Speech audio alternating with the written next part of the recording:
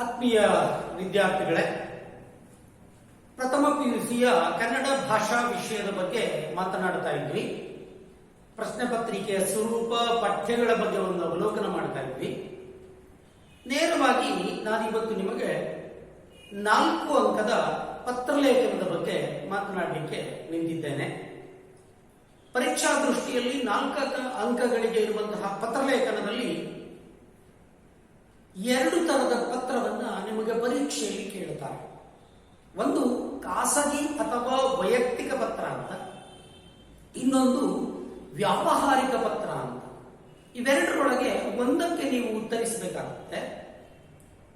ಪರೀಕ್ಷಾ ದೃಷ್ಟಿಯನ್ನಷ್ಟೇ ಇಟ್ಟುಕೊಂಡಲ್ಲ, ಒಂದು ಸಾಮಾನ್ಯ ಜ್ಞಾನದ ಆಧಾರದ ಮೇಲೆ ಒಂದು ಪತ್ರ ಬರೆಯುವಂತಹ ಒಂದು ಕ್ರಮ ಏನು ಎಂಬುದನ್ನ ಅತ್ಯಂತ ಆಸಕ್ತಿಯಿಂದ ತಿಳ್ಕೊಳ್ಳೋದು ತುಂಬಾ ಮುಖ್ಯ ಆಗುತ್ತೆ. ಕೇವಲ ಪರೀಕ್ಷೆಗೆ ಸೀಮಿತಗೊಳಿಸಿಕೊಳ್ಬೇಡ್ರಿ. ನಾಳೆ PUCಯನ್ನು ಮುಗಿಸಿ ಹೊರಗೆ ಹೋಗುವಾಗಲೂ ನಮ್ಮಲ್ಲಿ ವರ್ಗಾವಣಾ ಪತ್ರ, ಅಂಕಪಟ್ಟಿ ಮೊದಲಾದವುಗಳಿಗೆ ನೀವು ಒಂದು ಅರ್ಜಿ ಕೊಡಬೇಕಾಗುತ್ತೆ. ಆ ಹಂತಕ್ಕೂ ನಿಮಗೆ ತುಂಬಾ ಮುಖ್ಯ ಆಗುತ್ತೆ. ಮುಂದೆ ಜೀವನದಲ್ಲಿ ಎಲ್ಲಿ ಹೋದರೂ ಕೂಡ ಒಂದು ಅರ್ಜಿ ಬರೆಯಿರಿ ಅಂತ ಬಂದ ಕಾಲಕ್ಕೆ ನಿಮಗೆ ಆ ಬರವಣಿಗೆಯ ಶೈಲಿ, ಅದರ ಒಂದು ರಚನಾ ವಿಧಾನ ಅರಿವಿರಬೇಕಾದ್ದು ತುಂಬಾ ಮುಖ್ಯ ಆಗುತ್ತೆ. ಆದ್ದರಿಂದ ನಿಮ್ಮ ಜೀವನಕ್ಕೆ ಪ್ರಧಾನವಾದದ್ದು ಅಂತ ಭಾವಿಸಿ ಪತ್ರಲೇಖನವನ್ನ, ಆ ಕಾರಣಕ್ಕೆ ಎಲ್ಲವನ್ನೂ ಬಿಟ್ಟು ಮೊದಲಿಗೆ ನಾನು ಪತ್ರಲೇಖನವನ್ನ ಆಯ್ಕೆ ಮಾಡಿಕೊಂಡಿದ್ದು ಅದೇ ಕಾರಣಕ್ಕೆ. ಯಾಕೆಂದ್ರೆ ಪ್ರತಿ ವರ್ಷ ನಾವು ನೋಡ್ತಾ ಇದ್ದೇವೆ, 2 ವರ್ಷ ಪದವಿ ಪೂರ್ವ ಶಿಕ್ಷಣದ ಒಳಗೆ 2 ವರ್ಷವೂ ಕೂಡ ಪರೀಕ್ಷೆಯಲ್ಲಿ ಪತ್ರಲೇಖನ ಇದ್ದು ಬಂದಿದ್ರೂ ಕೂಡ ಅದರ ರಚನಾ ವಿಧಾನವನ್ನು ಎಷ್ಟು ಸಾರಿ ಹೇಳಿದ್ರೂ ಕೂಡ ವಿದ್ಯಾರ್ಥಿಗಳು ಇವಾಗಲೂ ಕೂಡ ಹೊರಗೋಗ ವಿದ್ಯಾರ್ಥಿಗಳು ತಪ್ಪು ಮಾಡುವುದನ್ನು ಕಾಣ್ತಾ ಇದ್ದಾರೆ. ಎಷ್ಟೋ ಸಾರಿ ಸ್ನಾತಕೋತ್ತರ ಪದವಿಯನ್ನು ಅಂದ್ರೆ PG ಮುಗಿಸ್ಕೊಂಡಂತ ವಿದ್ಯಾರ್ಥಿಗಳಿಗೂ ಕೂಡ ಒಂದು ಪತ್ರ ಬರೆಯೋ ಕ್ರಮ ಗೊತ್ತಿಲ್ಲದೆ ಇರುವಂತದ್ದು ಅತ್ಯಂತ ವಿಷಾದನೀಯ ಸಂಗತಿ. ಆದ್ದರಿಂದ ತುಂಬಾ ಎಚ್ಚರಿಕೆಯಲ್ಲಿ ನಿಮ್ಮ ಜೀವನಕ್ಕೆ ಮಹತ್ವ ಅಂತ ಭಾವಿಸಿ ಅದನ್ನು ಅನುಸರಿಸಿ ಎನ್ನುವ ಕಾರಣಕ್ಕೆ ಪತ್ರಲೇಖನವನ್ನು ಆಯ್ಕೆ ಮಾಡಿಕೊಳ್ಳಬೇಕು. ಇನ್ನು ಪತ್ರಲೇಖನ ಅಂತ ಬಂದಾಗ ಖಾಸಗಿ ಪತ್ರ ಅಥವಾ ವೈಯಕ್ತಿಕ ಪತ್ರ ಅಂತ ಏನ್ ಹೇಳ್ತೀವಿ, ನಮ್ಮ ಜೀವನಕ್ಕೆ ಹತ್ತಿರವಾಗುವಂಥದ್ದು, ನಮ್ಮ ನೆಂಟರಿಷ್ಟಿರ್ಬೋದು, ಬಂಧು ಬಳಗ ಇರ್ಬೋದು, ತಂದೆ ತಾಯಿ ಇರ್ಬೋದು, ಸಹೋದರರು ಇರ್ಬೋದು, ಒಡ ಹುಟ್ಟಿದವರು ಇರ್ಬೋದು, ಅವರುಗಳಿಗೆಲ್ಲ, ಸ್ನೇಹಿತರಿಗಿರ್ಬೋದು, ಇವರುಗಳಿಗೆಲ್ಲ ಬರೆಯುವಂತ ಪತ್ರ. ಖಾಸಗಿಯಾಗಿ ನನ್ನ ವೈಯಕ್ತಿಕ ಬದುಕನ್ನು ಅರಿತವರಿಗಾಗಿ ಬರೆಯುವ ಪತ್ರವನ್ನ ಖಾಸಗಿ ಪತ್ರ, ವೈಯಕ್ತಿಕ ಪತ್ರ ಅಂತ ಕರೀತೇವೆ. ಯಾವುದೋ ವ್ಯವಹಾರದ ಉದ್ದೇಶದಿಂದ ಯಾರೋ ಅಧಿಕಾರಿಗಳಿಗೋ ಮುಖ್ಯಸ್ಥರಿಗೋ ಈ ತರ ಬರೆಯುವಂತ ಪತ್ರಗಳನ್ನು ವ್ಯಾವಹಾರಿಕ ಪತ್ರ ಅಂತ ನಾವು ಕರೀತೇವೆ. ಖಾಸಗಿ ಪತ್ರ ಅಂತ ಬಂದಾಗ ನಾವು ಮೊದಲು ಅದನ್ನು ನೋಡ್ಕೊಂಡು ಹೋಗೋಣ.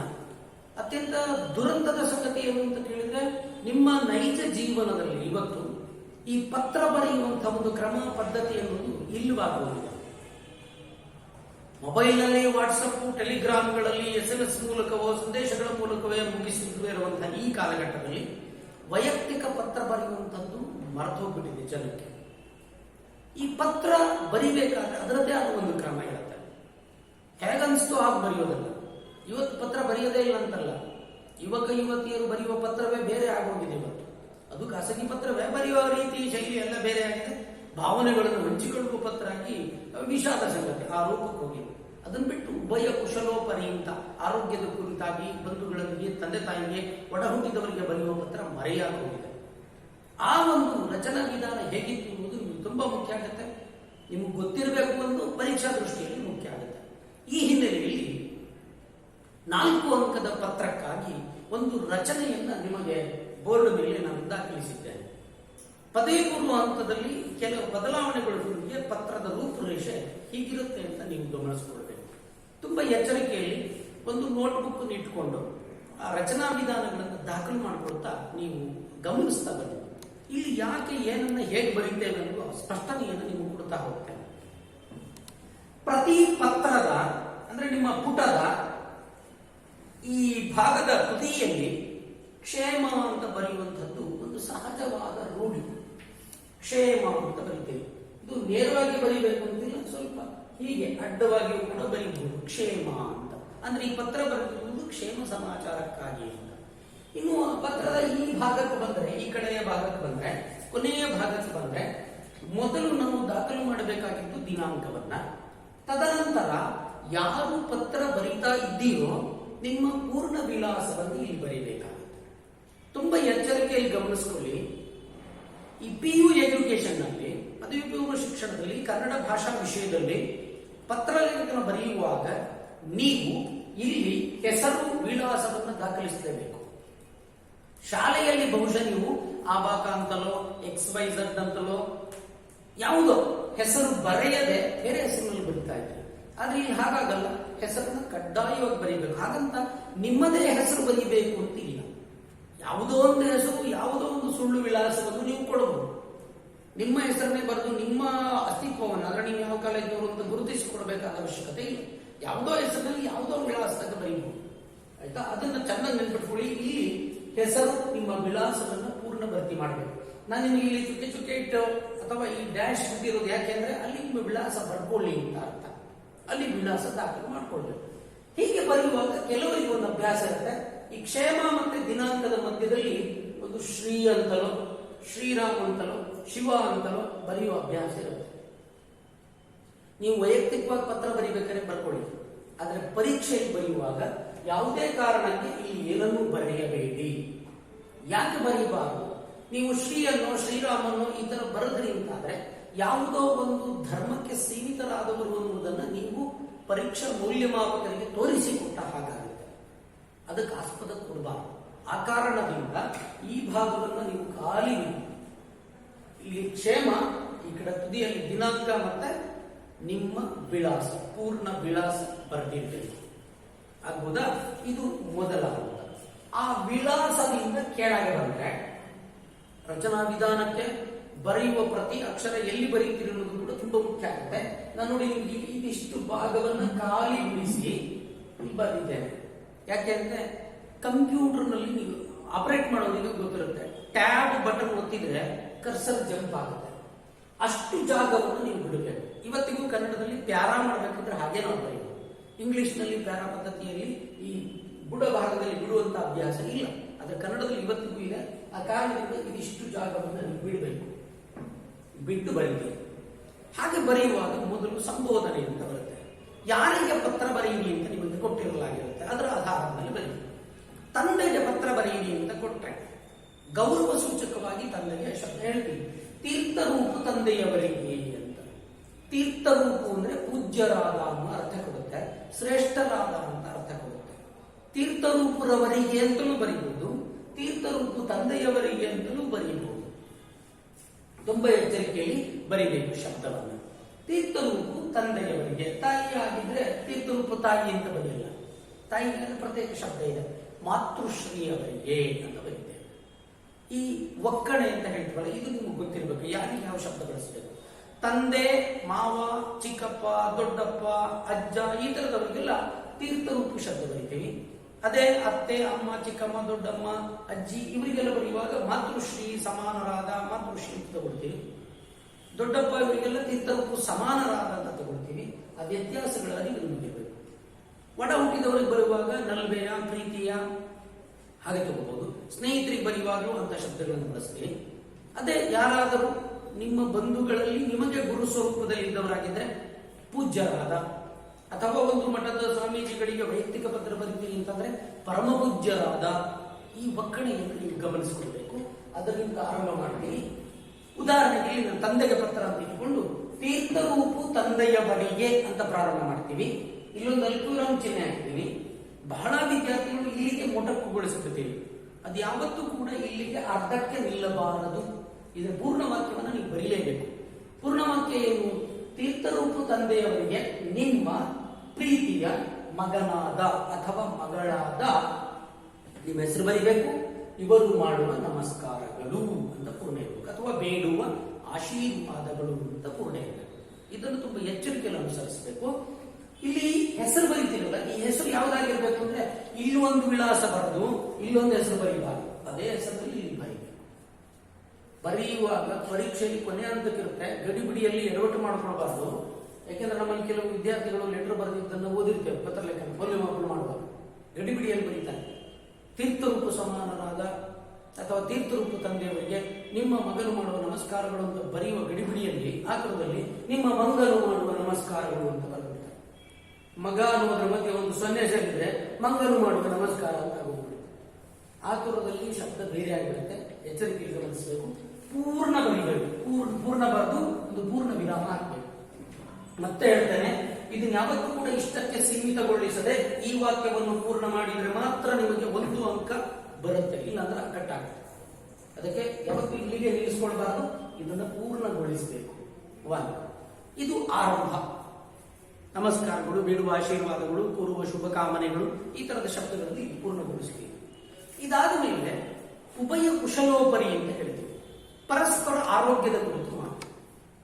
ಹೇಗೆ ಶುರು ಮಾಡಿದ್ದೀವಿ? ನಾನು ಕ್ಷೇಮವಾಗಿದ್ದೇನೆ, ನೀವೆಲ್ಲರೂ ಕ್ಷೇಮವಾಗಿದ್ದೀರಿ ಎಂದು ಭಾವಿಸಿರುತ್ತೇನೆ. ಒಂದು ಸಂಪ್ರದಾಯ ಅಷ್ಟೇ. ನೀವೇಳಲ್ವಾ ನಾನೆಲ್ಲ ಹುಷಾರಾಗಿದ್ದೀನಿ ಅಂತ. ನೀವು ಹುಷಾರಾಗಿದ್ದೀನಿ ಅಂತ ಹೇಳೋದ್ರ ಗಡಿಬಿಡಿಯಲ್ಲಿ ನನಗೆ ಹುಷಾರಿದೆ, ನಿಮಗೆಲ್ಲ ಹುಷಾರಿದೆ ಅಂತ ಕೇಳ್ದಂಗಾಗತ್ತೆ. ಅದಕ್ಕೆ ತುಂಬಾ ಎಚ್ಚರಿಕೆ. ನಾನು ಕ್ಷೇಮವಾಗಿದ್ದೇನೆ, ನಾನು ಆರೋಗ್ಯವಾಗಿದ್ದೀನಿ, ನೀವೆಲ್ಲರೂ ಆರೋಗ್ಯವಾಗಿದ್ದೀರೆಂದು ಭಾವಿಸಿರುತ್ತೇನೆ ಅಂತ ಬರೀಬಹುದು.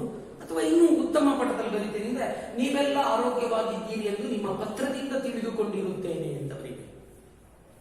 ಇದು ಕೂಡ ಮತ್ತೊಂದು ಪ್ಯಾರ ಇದೆ, ಹಾಗೆ ಸ್ವಲ್ಪ ಜಾಗ ಬಿಟ್ಟು ಆರಂಭ ಮಾಡಿಕೊಳ್ಬೇಕು. ಈಗ ಇಲ್ಲಿವರೆಗೆ ಇದೆಯಲ್ಲ, ಭಾವಿಸಿರುತ್ತೇನೆ ಅಥವಾ ನಿಮ್ಮ ಪತ್ರದಿಂದ ತಿಳಿದಿರುತ್ತೇನೆ ಅಂತ ಇದೆಯಲ್ಲ, ಇಲ್ಲಿವರೆಗೆ ಮೇಲಿಂದ ಇಲ್ಲಿವರೆಗೆ ಏನ್ ಬರ್ಕೊಂಡು ಬಂದ್ರು ಇದಿಷ್ಟಕ್ಕೆ ಪರೀಕ್ಷೆಯಲ್ಲಿ 1 ಅಂಕ ಇರುತ್ತೆ.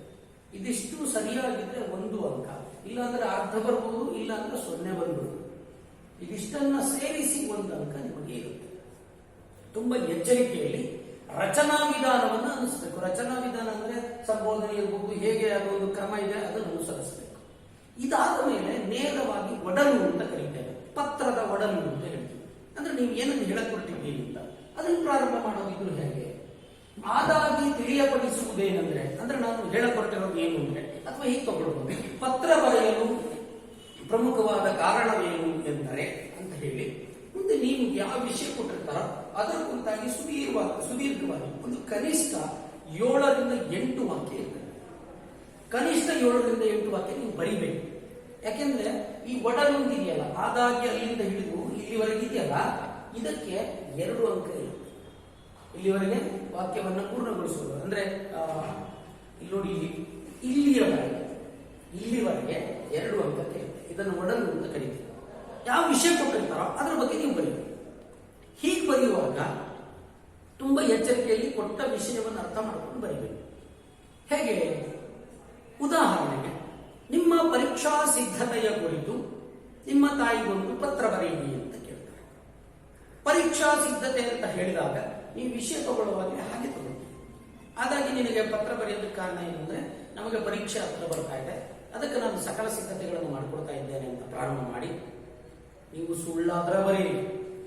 ಬೆಳಗ್ಗೆ 4 ಗಂಟೆಗೆ ಎದ್ದು ಓದ್ತಾ ಇದ್ದೀನಿ, ಹಾಗೆ ಓದ್ತಾ ಇದ್ದೀನಿ, ವೇಳಾಪಟ್ಟಿ ಹಾಕೊಂಡಿದ್ದೀನಿ, ಹೀಗೆ ಓದ್ತಾ ಇದ್ದೀನಿ, ಅಷ್ಟು ಓದ್ದೆ, ನಮ್ಮ ಉಪನ್ಯಾಸದ ಜೊತೆಗೆ ಇಷ್ಟು ಚರ್ಚೆ ಮಾಡಿದೆ, ಹಾಗೆ ಮಾಡಿದೆ, ಏನೋ ಕನಿಷ್ಠ ಒಂದು 7-8 ವಾಕ್ಯದಲ್ಲಿ ನಿಮ್ಮ ವಿದ್ಯಾಭ್ಯಾಸಕ್ಕೆ ಅಥವಾ ಪರೀಕ್ಷೆಗೆ ತಯಾರಿ ಏನಿದೆ ಅಂತ ಬರೀಬೇಕು. ಎಲ್ಲೂ ಕೂಡ ಆ ಒಡಲಿನಲ್ಲಿ ದೋಷ ಆಗದೇ ಇದ್ದ ಹಾಗೆ ನೋಡ್ಕೊಳ್ಳೋದು. 1-2 ವಾಕ್ಯದಲ್ಲಿ ಬರೆಯೋದಲ್ಲ. 1-2 ವಾಕ್ಯದಲ್ಲಿ ಕೆಲವರು ಈ ತರ ಲೆಟರ್ ಬರೀ ಅಂದ್ರೆ, ನನ್ನ ಪರೀಕ್ಷೆ ಹತ್ರ ಬಂತು, ಬಹಳ ಚೆನ್ನಾಗಿ ಸಿದ್ಧಾಗಿದ್ದೇನೆ, ನಮಸ್ಕಾರ ಅಂತ ಬರೆದು ಬಿಡ್ತಾರೆ. ಅದು ಪತ್ರವೇ ಆಗೋದಿಲ್ಲ. ಅದಕ್ಕೆ ತುಂಬಾ ಎಚ್ಚರಿಕೆಯಲ್ಲಿ ವಿವರಣಾತ್ಮಕವಾಗಿ ಆ ವಿಷಯವನ್ನು ನೀವು ದಾಖಲಿಸಿ. ಕೆಲವು ಸಾರಿ ನಮಗೆ ವಿದ್ಯಾರ್ಥಿಗಳಿಗೆ ಪರೀಕ್ಷೆ ನಾವು ಹೇಳ್ತಿರ್ತೀವಿ, ನೀವು ಶೈಕ್ಷಣಿಕ ಪ್ರವಾಸಕ್ಕೆ ಹೋದದ್ದರ ಬಗ್ಗೆ ಬರೆಯಿರಿ ಅಂತ ಕೊಡ್ತೀವಿ. ನಮ್ಮ ವಿದ್ಯಾರ್ಥಿಗಳು ಎಷ್ಟು ಬುದ್ಧಿವಂತಿಕೆಯಲ್ಲಿ ಪತ್ರ ಬರೀತಾರೆ ಅಂತ ಕೇಳಿದ್ರೆ ನೋಡಿದ್ರೆ ಸಂತೋಷ ಆಗ್ತದೆ. ಪ್ರಾರಂಭ ಮಾಡ್ತಾರೆ, ನಮ್ಮ ಕಾಲೇಜಿನಿಂದ ಶೈಕ್ಷಣಿಕ ಪ್ರವಾಸಕ್ಕೆ ಹೊರಟವು, ಶುರುವಾಯಿತು ಅವ್ರ ಲೆಟರ್. ಹೇಗೆ ಇಂಥ ಬುದ್ಧಿವಂತರಿರ್ತಾರೆ. ಶೈಕ್ಷಣಿಕ ಪ್ರವಾಸ ಆರಂಭ ಆಯಿತು. ನಮ್ಮ ಕಾಲೇಜಿನ ಮುಂದೆ ಬೆಳ್ಳಂಬೆಳಗ್ಗೆ ಬಸ್ಸು ಬಂದು ನಿಂತಿತ್ತು. ನಾವೆಲ್ಲರೂ ಸಂತೋಷದಿಂದ ಬಸ್ ಅನ್ನು ಏರಿದೆವು. ಸರಿ, ಪ್ರವಾಸ ಹೊರಟು ಸಂತೋಷದಿಂದ ಮುಂದೇನಾದ್ರೂ ಬೆಳೀತಾರೆ ಅಂತ ನೋಡಿದ್ರೆ ಹೇಗಿರುತ್ತೆ ನೋಡಬೇಕು. ಕಾಲೇಜಿನಿಂದ ಬಸ್ಸು ಹೊರಟಿತು, ಬಸ್ಸು ಮುಂದಕ್ಕೆ ಹೋಯಿತು. ಬಸ್ಸು ನೇರವಾಗಿ ಹೋಗಿ ಮೈಸೂರಿನಲ್ಲಿ ನಿಂತಿತು. ಮೈಸೂರಿನಲ್ಲಿ ಚಾಮುಂಡಿ ಬೆಟ್ಟದ ಬಳಿ ನಿಂತಿತು. ಬಸ್ಸಿನಿಂದ ಇಳಿದೆವು, ಚಾಮುಂಡಿ ದೇವಾಲಯದ ದರ್ಶನ ಮಾಡಿದೆವು, ಮತ್ತೆ ಬಂದು ಬಸ್ ಹತ್ತಿದೆವು. ಬಸ್ಸು ಮುಂದಕ್ಕೆ ಹೋಯಿತು. ಮೈಸೂರು ನಗರದ ಒಂದು ಪ್ರಮುಖ ಹೋಟೆಲ್ ಮುಂದೆ ನಿಂತಿತು. ಹೋಟೆಲ್ನಿಂದ ಇಳಿದೆವು, ಹೋಟೆಲ್ನಲ್ಲಿ ತಿಂದು ಬಸ್ಸನ್ನು ಹತ್ತಿದೆವು. ಬಸ್ಸು ಮುಂದಕ್ಕೆ ಹೋಯಿತು. ಬಸ್ಸು ಅರಮನೆಯ ಬಳಿ ಹೋಯಿತು. ಅರಮನೆಯ ಬಳಿ ಬಸ್ಸಿನಿಂದ ಇಳಿದು ಅರಮನೆಯನ್ನು ನೋಡಿ ಬಸ್ಸು ಹತ್ತಿದೆವು. ಬಸ್ಸು ಮುಂದಕ್ಕೆ ಹೋಯಿತು. ಬಸ್ ಮುಂದಕ್ಕೆ ಹೋಯ್ತು, ಬಸ್ ಹತ್ತಿದ್ವಿ, ಬಸ್ ಇಳಿದ್ವಿ. ಇದೇ ಇರ್ತಾರೆ. ಅದಕ್ಕೆ ತಮಾಷೆ ಹೇಳಿದ್ರೆ ಈ ತರ ಪತ್ರ ಬರೆಯೋದಲ್ಲ. ಒಡಲು ಏನಾದರೂ ಇರಬೇಕು, ಕಂಟೆಂಟ್ ಇರ್ಬೇಕಾದ್ರೆ ಸತ್ವ ಇರಬೇಕು. ಆ ತರ ನೀವು ಪತ್ರವನ್ನ ದಾಖಲು ಮಾಡ್ಕೊಳ್ತಾ ಹೋಗ್ಬೇಕು. ಯಾವ ವಿಷಯ ಕೊಟ್ಟಿರ್ತಾರೆ ನಿಮಗೆ, ನಿಮ್ಮ ಕಾಲೇಜಿನಲ್ಲಿ ಆಚರಿಸಲಾದ ಶಿಕ್ಷಕರ ದಿನಾಚರಣೆಯ ಬಗ್ಗೆ ಬರೆಯಿರಿ ಅಂತಲೋ, ಅಥವಾ ನಿಮ್ಮ ವಿದ್ಯಾಭ್ಯಾಸದ ಪ್ರಗತಿಯ ಬಗ್ಗೆ ಬರೆಯಿರಿ ಅಂತಲೋ, ಅಥವಾ ನಿಮ್ಮ ಕಾಲೇಜಿನ ವಾರ್ಷಿಕೋತ್ಸವಕ್ಕೆ ಸ್ನೇಹಿತರನ್ನು ಆಹ್ವಾನಿಸಿ ಅಂತಲೋ, ಅಥವಾ ಶೈಕ್ಷಣಿಕ ಪ್ರವಾಸಕ್ಕೆ ತಂದೆಯ ಅನುಮತಿ ಕೋರಿ ಪತ್ರ ಬರೆಯಿರಿ ಅಂತಲೋ, ಈ ತರದ ಪತ್ರಗಳಿದ್ದಾವೆ. ಯಾವುದು ಪತ್ರ ಕೊಡ್ತಾರೆ ಅನ್ನೋದ್ರ ಮೇಲೆ ಅದರ ಶೀರ್ಷಿಕೆಯನ್ನು ಆಧರಿಸಿ ನೀವು ಸ್ವಂತ ವಾಕ್ಯ ಮಾಡಬೇಕು. ನಾವು ಈ ಪತ್ರವನ್ನು ನಿಮಗೆ ಪರೀಕ್ಷೆಯಲ್ಲಿ ಕೊಡುವ ಉದ್ದೇಶ, ಸ್ವಂತವಾಗಿ ನೀವು ಎಷ್ಟು ವಾಕ್ಯವನ್ನ ಸಮಂಜಸವಾಗಿ ಸಿದ್ಧಪಡಿಸಬಲ್ಲಿರಿ ಅನ್ನುವುದನ್ನು ಪರೀಕ್ಷೆ ಮಾಡುವುದು ಪತ್ರದ ಮೂಲ ಉದ್ದೇಶ. ನೀವೀಗ ಸಾಂಸ್ಕೃತಿಕ ಕಾರ್ಯಕ್ರಮ ನಿಮ್ಮ ಗೆಳೆಯ ಗೆಳತಿಯರನ್ನು ಆಹ್ವಾನಿಸ್ತೀವಿ ಅಂತಂದ್ರೆ ನೀವು ವಿವರವಾಗಿ ಬರಬೇಕು, ಕಲ್ಪಿಸಿಕೊಳ್ಬೇಕು. ನಮ್ಮ ಕಾಲೇಜಿನಲ್ಲಿ ಈ ತರದ ಒಂದು ಸಮಾರಂಭ ಇದೆ, ವಾರ್ಷಿಕೋತ್ಸವ ಅಂತನೋ ಯಾವುದೋ ಒಂದು ಸಮಾರಂಭ ಇದೆ. ಆ ಸಮಾರಂಭದಲ್ಲಿ ಇಂಥವರೆಲ್ಲ ಅತಿಥಿಗಳಾಗಿ ಬರ್ತಾ ಇದ್ದಾರೆ. ವಿವಿಧ ವರ್ಣಮಯ ರಂಜನೀಯವಾದ ಸಾಂಸ್ಕೃತಿಕ ಕಾರ್ಯಕ್ರಮಗಳು ಸಿದ್ಧವಾಗಿದ್ದಾವೆ. ಆ ಸಾಂಸ್ಕೃತಿಕ ಕಾರ್ಯಕ್ರಮಗಳಲ್ಲಿ ನಾನು ಕಾರ್ಯಕ್ರಮ ಕೊಡುತ್ತಿದ್ದೀನಿ. ಈ ಒಂದು ಕಾರ್ಯಕ್ರಮದಲ್ಲಿ ನೀನು ಭಾಗಿಯಾಗಬೇಕು. ನೀನು ಭಾಗಿಯಾದರೆ ನಿಮಗೆ ಅತ್ಯಂತ ಆನಂದ ಆಗುತ್ತೆ. ನನ್ನ ಆತ್ಮೀಯ ಸ್ನೇಹಿತರಾದ್ರಿಂದ ನೀನು ಬರಬೇಕು ಅಂತ ಆಹ್ವಾನಿಸ್ತಾ ಇದ್ದೀನಿ. ನೀವು ಬರುವುದರ ಜೊತೆಗೆ ನಿಮ್ಮ ಕುಟುಂಬದವರಿಗೆ ಬಂದು ಅವರೊಂದಿಗೆ ಬಂದು ನಮ್ಮ ಕಾರ್ಯಕ್ರಮವನ್ನು ವೀಕ್ಷಿಸಿ ನಾನು ಮಾಡುವ ನೃತ್ಯವನ್ನು ಅಥವಾ ನಾನು ಕೊಡುವ ಪ್ರದರ್ಶನವನ್ನ ನೋಡಿ ನನಗೆ ಉತ್ತಮ ಸಲಹೆ ಕೊಡಬೇಕು, ಪ್ರೋತ್ಸಾಹಿಸಬೇಕು ಅಂತ ಕೇಳ್ತೇನೆ. ಜೊತೆಗೆ ನಮ್ಮ ಕಾಲೇಜಿನ ಈ ಸಮಾರಂಭ ಎಷ್ಟು ಅದ್ಧೂರಿಯಾಗಿರುತ್ತೆ, ಎಷ್ಟು ವಿಜೃಂಭಣೆಯಾಗಿರುತ್ತೆ ಅನ್ನೋದನ್ನು ಕೂಡ ನೀವು ಸವಿಯಬೇಕು ಅಂತ ಹೇಳಿ ವಿವರಣಾತ್ಮಕವಾಗಿ ಅಲ್ಲಿ ಬರೀಬೇಕಾಗುತ್ತೆ. ಯಾವ ವಿಷಯವನ್ನು ಕೊಟ್ಟಿರ್ತಾರೆ ಎಂದು ಆಧರಿಸಿ ವಿವರಣಾತ್ಮಕವಾಗಿ ಕನಿಷ್ಠ 7-8 ವಾಕ್ಯಗಳಲ್ಲಿ ನೀವು ಬರೀಲೇಬೇಕು. ಹಾಗಿದ್ರೆ ಮಾತ್ರ 2 ಅಂಕಕ್ಕೆ 2 ಅಂಕ ಬರುತ್ತೆ. 1-2 ವಾಕ್ಯದಲ್ಲಿ ಬರದ್ರಿ ಅಂದ್ರೆ 1 ಅಂಕ ಬರುತ್ತೋ ಅದು ಬರುತ್ತೆ ಅಂತ ಹೇಳುತ್ತಾರಲ್ಲ. ಇದಿಷ್ಟು ಒಡಲು 2 ಅಂಕ. ಇಲ್ಲಿ ತನಕ ಆಯ್ತು. ಏನ್ ನಿಮಗೆ ಚುಕ್ಕೆ ಚುಕ್ಕೆ ಇರಿಸಿದ್ರಲ್ಲ ಅಲ್ಲಿ ತನಕ ಆಯ್ತು. ಕೊನೆಗೆ ಅಲ್ಲಿಗೆ 2 ಅಂಕದ ಒಡಲು 1 ಅಂಕದ ಮೇಲೆ 3 ಅಂಕ ಆಯ್ತು. ಇನ್ನೊಂದು ಅಂಕ ಇದೆ ಪತ್ರಕ್ಕೆ. ಅದು ಯಾವುದು? ನೀವು ಕೊನೆಯ ಭಾಗ ಹೇಗೆ ಪೂರ್ಣಗೊಳಿಸ್ತೀರಿ ಅಂತ ಅದಕ್ಕೆ 1 ಅಂಕ ಇದೆ. ಹೇಗೆ ಪೂರ್ಣಗೊಳಿಸೋದು? ದಿಢೀರ್ ಅಂತ ಪತ್ರವನ್ನು ನಿಲ್ಲಿಸೋಕ್ ಬರಲ್ಲ, ಅದಕ್ಕೆ ಬರೀಬೇಕು. ಹೇಗೆ? ಈಗ ಒಂದು ಕಂಠಪಾಠದ ರೂಪದಲ್ಲಿ ಬರೀಬೇಕು. ಇನ್ನೇನು ಹೆಚ್ಚಿನ ವಿಷಯವಿಲ್ಲ, ಇದ್ದರೆ ಮುಂದಿನ ಪತ್ರದಲ್ಲಿ ತಿಳಿಸುತ್ತೇನೆ. ಸದ್ಯಕ್ಕೆ ಯಾವುದಿಲ್ಲ, ಇದ್ರ ಮುಂದಿನ ಪತ್ರದಲ್ಲಿ ಹೇಳ್ತೀನಿ. ಮನೆಯವರನ್ನೆಲ್ಲ ವಿಚಾರಿಸಿದೆನೆಂದು ತಿಳಿಸಿ, ಅಥವಾ ಮನೆಯಲ್ಲಿದ್ದವರನ್ನು ಕೇಳಿದೆನೆಂದು ತಿಳಿಸಿ. ಕೇಳಿದೆ ಅಂದ್ರೆ ರೊಕ್ಕಕ್ಕಲ್ಲ, ಎಷ್ಟಕ್ಕೆ ಅಂತಲ್ಲ, ಕೇಳಿದೆ ಅಂದ್ರೆ ವಿಚಾರಿಸಿದೆ ಅಂತ ತಿಳಿಸಿ. ಅದನ್ನು ಇನ್ನೂ ಗಂಭೀರವಾಗಿ ಬರೀಬಹುದು. ಅದು ನಿಮ್ಮ ಶಬ್ದ ಸಂಪತ್ತು ಹೇಗಿದೆ ಅಂತ. ಮನೆಯಲ್ಲಿದ್ದ ಹಿರಿಯರಿಗೆ ನನ್ನ ಮನಗಳನ್ನು ಸಲ್ಲಿಸಿ, ಕಿರಿಯರಿಗೆ ನನ್ನ ಆಶೀರ್ವಾದವನ್ನು ಸಲ್ಲಿಸಿ, ತಿಳಿಸಿ. ನೋಡಿ ಎಷ್ಟು ಗೌರವಯುತವಾಗಿ ಕನ್ನಡ ಭಾಷಾ ವಿಶೇಷತೆ ಅದು. ಯಾವ ರೀತಿಯಲ್ಲಿ ಬೇಕಾದರೂ ಭಾಷೆಯನ್ನ ಅದ್ಭುತವಾಗಿ ಬಳಸ್ಕೊಳ್ಬೋದು. ಆದರೆ ಇದೇ ಅಂತಿಮ ಅಂತ ಇಲ್ಲ.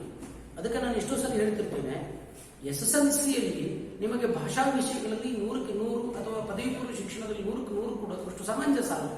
ಯಾಕೆ ಅಂತ ಕೇಳಿದ್ರೆ ಇದು ಅಲ್ಟಿಮೇಟ್ ಅಂತ ಇಲ್ಲ, ಭಾಷೆಯಲ್ಲಿ ಇದು ಅಂತಿಮ ಅಂತ ಇಲ್ಲ. ನಿಮಗಿಂತ ಸುಂದರವಾಗಿ ನೀವು ಬರೆಯುವುದು. ನಾನು ಊಟವನ್ನು ಮಾಡಿದೆ ಅಂತ ನೀವು ಬರೆದಿರ್ತೀರಿ, ವಾಕ್ಯ ಸರಿ.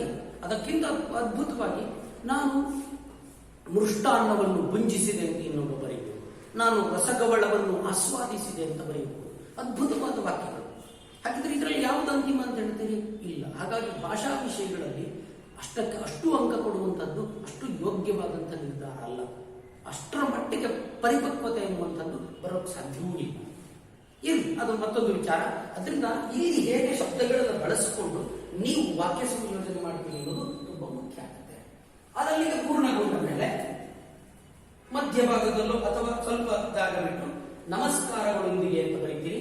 ಅದೇ ತರದ ಮತ್ತೆ ಈ ಕಡೆ ತುದಿಯಲ್ಲಿ ಬಂದು ಕೆಳಗಡೆ ಇಂತಿ ಅಥವಾ ಇತಿ ಅಂತ ಬರೀತೀರಿ. ಇಂತಿ ಅಥವಾ ಇತಿ ಅಂದ್ರೆ ಶಾಲಾ ದಿನಗಳಲ್ಲಿ ಓದಿದ್ರಿ ನೀವು, ಇತಿಹಾಸ ಅಂತ ಓದಿದ್ರಿ. ಹಾಗಂದ್ರೆ ಏನು ಅಂತ ಡೆಫಿನೇಷನ್ ಕೇಳಿದ್ರೆ ಕೆಲವರು ಹೇಳ್ತೀವಿ, ಕೆಲವರು ಹೇಳಲ್ಲ. ಇತಿ ಎಂದರೆ ಹೀಗೆ, ಹಾಸ ಎಂದರೆ ಇತ್ತು, ಅದೇ ಇತಿಹಾಸ. ಅಂದ್ರೆ ಹೀಗಿತ್ತು ಅಂತ ಹೇಳುವುದು ಇತಿಹಾಸ. ಇತಿ ಅಂದ್ರೆ ಹೀಗೆ ಅಂತ ಅರ್ಥ. ಅದು ಇತಿ ಆಗಬಹುದು, ಇಂತಿ ಆಗಬಹುದು, ಇಂತೂ ಆಗಬಹುದು, ಅಂತೂ ಆಗಬಹುದು. ಹಾಗಾಗಿ ಇಂತಿ ಅಂತ ಪ್ರಾರಂಭ ಮಾಡಿ ಈ ನಮಸ್ಕಾರಗಳೊಂದಿಗೆ ಬರ್ತಿದಿಲ್ಲ ಅದಕ್ಕಿಂತ ಕೆಳಗೆ ಇಂತಿ ನಿಮ್ಮ ಪ್ರೀತಿಯ ಮಗಳು ಅಂತ ಬರೆದು ಕೆಳಗಡೆಯಲ್ಲಿ ನಿಮ್ಮ ಸಹಿ ಮಾಡಬೇಕು. ನಿಮ್ಮ ಸಹಿ ಇದ್ರೆ ಯಾರ ಹೆಸರು ಬಂದಿದ್ರು ಆ ಸಹಿ ಇರಬೇಕು. ಬರೆಯುವಾಗ ಗಡಿಬಿಡಿ ಮಾಡಿಕೊಳ್ಬಾರ್ದು. ನಾನು ಮೊದಲೇ ಹೇಳಿದೆ, ಮಗ ಅಂತ ಬರೆಯುವ ಬದಲು ಗಂಗ ಆಗುತ್ತೆ. ಹಾಗೆ ಇಲ್ಲಿ ಕೆಲವರು ಗಡಿಬಿಡಿಯಲ್ಲಿ ಮಾಡ್ತಾರೆ. ಇಂತಿ ನಿಮ್ಮ ಪ್ರೀತಿಯ ಕುಮಾರಿ ಅಂತ ಬರೆಯಕೊಂಡಿರ್ತಾರೆ. ಬರೆಯುವ ಗಡಿಬಿಡಿಯಲ್ಲಿ ಮಧ್ಯದ ಮಾ ಅಕ್ಷರವೇ ಬಿಟ್ಟು ಹೋಗಿರುತ್ತೆ. ಇಂತಿ ನಿಮ್ಮ ಪ್ರೀತಿಯ ಕುರಿ ಅಂತ, ಅಥವಾ ಇನ್ನೂ ಗಡಿಬಿಡಿಯಲ್ಲಿ ಹೀಗಾಗತ್ತೆ ಅಂತ ಎಚ್ಚರಿಕೆಯಲ್ಲಿ ಬರೆಯುವಾಗ ಇಂತಿ ನಿಮ್ಮ ಪ್ರೀತಿಯ ಕುಮಾರಿ ಅಂತ ಬರೆಯುವಾಗ ಮೊದಲ ಕು ಅಕ್ಷರವೇ ಬಿಟ್ಟು ಹೋಗಿರುತ್ತೆ. ಇಂತಿ ನಿಮ್ಮ ಪ್ರೀತಿಯ ಮಾರಿಯಿಂದ ಕೊಡು. ಅದಕ್ಕೆ ಅನಾಹುತ ಆಗುತ್ತೆ. ತುಂಬಾ ಎಚ್ಚರಿಕೆಯಲ್ಲಿ ಬರೀಬೇಕು, ಕೆಳಗಡೆ ಸಹಿ ಮಾಡಬೇಕು. ಇದಿಷ್ಟು ಪೂರ್ಣಗೊಂಡ ಮೇಲೆ ನಿಮ್ಮ ಪುಟದ ಮತ್ತೆ ಕೆಳಗಡೆ ಬಂದು ಈ ಭಾಗಕ್ಕೆ ಬರ್ತೀವಿ. ಈ ಭಾಗದಲ್ಲಿ ಏನಿದೆ, ಹೊರ ವಿಳಾಸ ಅಂತ ನಾವು ಕರಿತೇವೆ. ಯಾರಿಗೆ ತಲುಪಬೇಕೋ ಹೊರ ವಿಳಾಸ ಇವರಿಗೆ ಅಂತ ಕರಿತೇವೆ. ಯಾರಿಗೆ ಪತ್ರ ಹೋಗಬೇಕೋ ಅವರಿಗೆ ಅಂತ ಬರೆದು ಅದರ ಕೆಳಗಡೆ ವಿಳಾಸ ಬರೀಬೇಕು. ವಿಳಾಸ ಬರೆಯುವಾಗ ತುಂಬಾ ಎಚ್ಚರಿಕೆಯಲ್ಲಿ ಅನುಸರಿಸಬೇಕಾದ ಕ್ರಮ ಏನು ಅಂತ ಕೇಳಿದ್ರೆ, ಮೊದಲು ನಿಮ್ಮ ಹೆಸರು, ಆಮೇಲೆ ತಂದೆ ಹೆಸರು, ಆಮೇಲೆ ಮನೆಗೊಂದು ಸಂಖ್ಯೆ ಇದ್ರೆ ಮನೆ ಸಂಖ್ಯೆ ಅಥವಾ ಮನೆ ಹೆಸರಿದ್ರೆ ಮನೆ ಹೆಸರು, ಆಮೇಲೆ ಅಡ್ಡ ರಸ್ತೆ, ಆಮೇಲೆ ಮುಖ್ಯ ರಸ್ತೆ, ಆಮೇಲೆ ನೀವಿರುವ ನಗರ, ಆಮೇಲೆ ನಿಮ್ಮ ತಾಲೂಕು, ಆಮೇಲೆ ನಿಮ್ಮ ಜಿಲ್ಲೆ, ಹೀಗೆ ಬರಬೇಕು. ನೇರವಾಗಿ ರಮೇಶ ಬೆಂಗಳೂರು ಅಂತ ಹೇಳಿ ಆಮೇಲೆ ವಾಪಸ್ ಹೋಗೋದಲ್ಲ. 3ನೇ ಅಡ್ರೆಸ್, 4ನೇ ಮುಖ್ಯ, ಮನೆ ನಂಬರ್ 420 ಹಿಂಗೆಲ್ಲ ಬರ್ಕೊಂಡು ಬರೋದಲ್ಲ.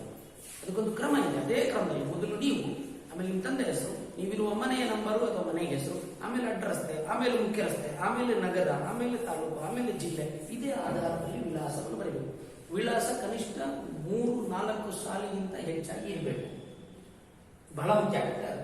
ಕೊನೆಯಲ್ಲಿ ಪೋಸ್ಟಲ್ ಕೋಡ್ ಅಂತ ಹೇಳ್ತೀವಿ, ಅಂಚೆ ಕೋಡು ಸಂಖ್ಯೆ 6 ನಂಬರ್ ಬರಲಿಕ್ಕೆ ಅವಕಾಶ ಇರುತ್ತೆ. ಯಾಕಂದ್ರೆ ನಮ್ಗೆ ಗೊತ್ತಿದೆ, ಕರ್ನಾಟಕ ರಾಜ್ಯ ಅಂತ ಬಂದಾಗ 5, 6, 5, 7 ಸಂಖ್ಯೆಯಿಂದ ಆರಂಭ ಆಗುತ್ತೆ. ಮೊದಲೇ 2 ರಾಜ್ಯವನ್ನು ಸೂಚಿಸಿದ್ರೆ, ಆಮೇಲೆ ಜಿಲ್ಲೆ, ಆಮೇಲೆ ತಾಲೂಕು, ಆಮೇಲೆ ಊರಿನ ಸಂಖ್ಯೆಯನ್ನು ಸೂಚಿಸುತ್ತೆ. ಅದು ನೀವು ತಿಳ್ಕೊಂಡಿದ್ರೆ ಒಳ್ಳೆಯದು. ಅದನ್ನು ತಿಳ್ಕೊಂಡಿದ್ರೆ 6 ಈ ರೀತಿಯ ಬಾಕ್ಸ್ಗಳನ್ನು ಹಾಕೊಂಡು 5, 7, 7, 0, 0, 1 ಅಂತಲೂ ಹೀಗೆ ಬರೀಬೇಕು. ಅದು ತಿಳ್ಕೊಂಡಿದ್ರೆ ಒಳ್ಳೆಯದು. ಇಲ್ಲದೆ ಅದ್ರ ಸುದ್ದಿಗೆ ಹೋಗ್ಬೇಡಿ. ಕೆಲವರು ಏನ್ ಮಾಡ್ತಾರೆ, ಈ ಬಾಕ್ಸ್ ಹಾಕಿರ್ತಾರೆ, ಬುದ್ಧಿವಂತಿಕೆ ಮಾಡಿ ನನಗೆ ಗೊತ್ತಿಲ್ಲ ಅಂತ ಬರೆದ್ಬಿಡ್ತಾರೆ. ಈ ಅಧಿಕ ಪ್ರಸಂಗತನೆಯನ್ನು ಪರೀಕ್ಷೆಯಲ್ಲಿ ಮಾಡಬಾರ್ದು. ಗೊತ್ತಿದ್ರೆ ಬರೀಬೇಕು, ಇಲ್ಲಂದ್ರೆ ಬಿಟ್ಬಿಡಬೇಕು. ಹಾಗಾಗಿ ವಿಳಾಸ ಬರೆಯುವುದು ತುಂಬಾ ಮುಖ್ಯ ಆಗುತ್ತೆ. ಇನ್ನೇನು ಹೆಚ್ಚಿನ ವಿಷಯವಿಲ್ಲ, ಇಲ್ಲಿಂದ ಆರಂಭಗೊಂಡು ಕೊನೆಯವರೆಗೆ 1 ಅಂಕ ಇದೆ. ಇದನ್ನು ಹೇಗೆ ಬರೀತೀರಿ ಅನ್ನೋದ ಮೇಲೆ 1 ಅಂಕ ನಿರ್ಧರಿತ ಆಗುತ್ತೆ. ಇದಿಷ್ಟು ಒಂದು ಖಾಸಗಿ ಪತ್ರ ಅಥವಾ ವೈಯಕ್ತಿಕ ಪತ್ರ ಬರೆಯುವಂತಹ ಒಂದು ಕ್ರಮ. ಈ ಪತ್ರವನ್ನ ಇನ್ನೊಮ್ಮೆ ಹಾಗೆ ನಿಲ್ಲಿಸ್ತಿರ್ತೇನೆ, ಸಲ ನೋಡಿ ಬರ್ಕೊಳ್ಳಿ. ಬರ್ಕೊಂಡ ಮೇಲೆ ಮನೆಯಲ್ಲಿ ಅಭ್ಯಾಸ ಮಾಡಿ. ನಿಮ್ಮ ಪಠ್ಯಪುಸ್ತಕ ಅಥವಾ ನಿಮ್ಮ ಪ್ರಯೋಗ ಪ್ರಣತಿಯಲ್ಲಿ ಉದಾಹರಣೆಗೆ ಕೊಡಬಹುದಾದ ಪ್ರಶ್ನೆಗಳಿರ್ತವೆ, ಅದನ್ನು ನೋಡ್ಕೊಳ್ಳಿ. ಇಲ್ಲ ಅಂದ್ರೆ ನಾನು ಮುಂದಿನ ಅವಧಿಯಲ್ಲಿ ಪತ್ರ ಬರೆಯಲಿಕ್ಕೆ ನಿಮಗೆ ಪ್ರಶ್ನೆಗಳನ್ನು ಕೊಡ್ತೇನೆ. ಅದರ ಆಧಾರದ ಮೇಲೆ ನೀವು ಬರೆಯೋ ಪ್ರಯತ್ನವನ್ನು ಮಾಡಿ. ಏನಾದರೂ ಪತ್ರ ಬರೆಯುವಲ್ಲಿ ಗೊಂದಲಗಳಿದ್ರೆ ನನಗೆ ಕರೆ ಮಾಡಿ ಕೂಡ ನೀವು ಸಲಹೆಯನ್ನು ಪಡೆಯಬಹುದು. ಆಗ್ಬೋದಾ? ಒಂದ್ಸಲ ನೀಟಾಗಿ ನೋಡಿ ಒಂದು ರಫ್ ಆಗಿ ಬರ್ಕೊಳ್ಳಿ. ಮತ್ತೆ ಕಾಲೇಜಿಗೆ ಬಂದ ಮೇಲೆ ಅದನ್ನು ಪುನರಾವರ್ತನೆ ಮಾಡ್ತೀನಿ, ನೋಡ್ಕೊಳ್ಳಿ. ಆಗ್ಬೋದಾ? ಧನ್ಯವಾದಗಳು.